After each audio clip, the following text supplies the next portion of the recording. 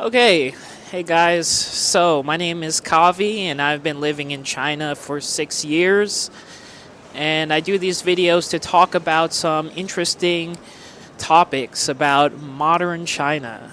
And just like the video title says, today I want to talk about one word in Chinese, one specific word that you should know if you want to understand Chinese people, which is yali.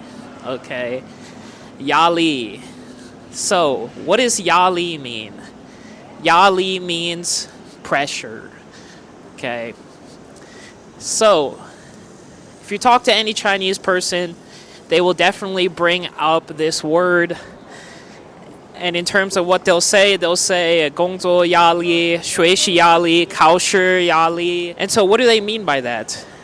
They mean that they are pressurized rice cookers walking around all the time. They feel pressure, and they feel pressure from many different angles. It really feels like the default setting for Chinese people is to feel pressure. And so, where do they feel pressure from?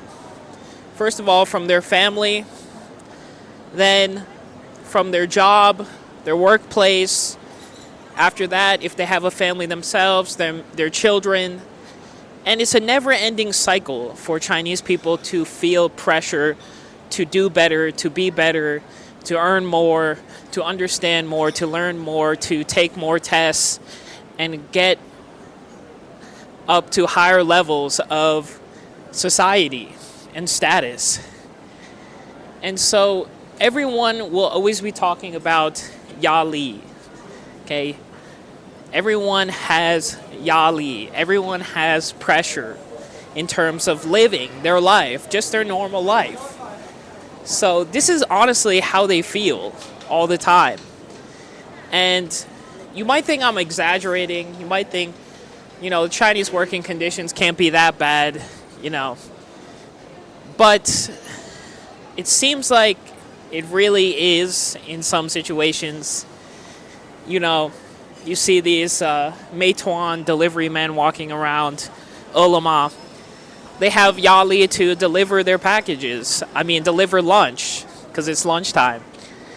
And just normal office workers have yali because they are constantly being bombarded by messages on working apps. Okay? And so, honestly, they just feel pressure all the time.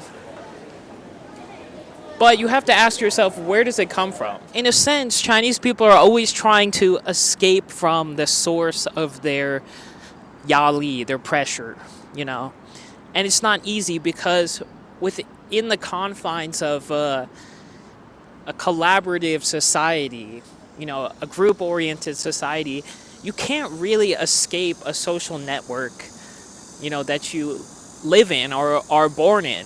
And so you have to accept these conditions. And that means a lot of the time that you have to accept the duties, the responsibilities, the pressure that people put on you. And you have no choice in the matter. And so the only way that a lot of these Chinese people see their escape is either by not playing by the rules anymore, which means tamping, pretty much, or by making more money, making more and more money, making enough money to buy yourself freedom out of society, out of the draws of society, out of the constraints, the chains of society that every Chinese person is experiencing. To be honest, it comes from pursuing this idealized type of lifestyle, a lifestyle that they only see in dramas, a lifestyle, that will make them richer, that will give them more money. And for a lot of Chinese people, money equals freedom, of course, just like it does anywhere else. But to understand Chinese people, they are always within a social sphere and somebody within their circles is always telling them what to do. They always feel like they have to be, pushed, yali, which means to push the pressure onto somebody. And any Chinese person will understand what I'm saying, because in their minds, I just believe that they never see anything as enough. You know, First of all, China is moving so fast. People talk so fast. Ideas are transferred so fast. Delivery and everything, transportation, everything's moving so fast, and so they really feel the pressure from all sides to keep up and to do more work. So I wanted to keep this video short. Trying to do shorter videos just so you can digest them more easily.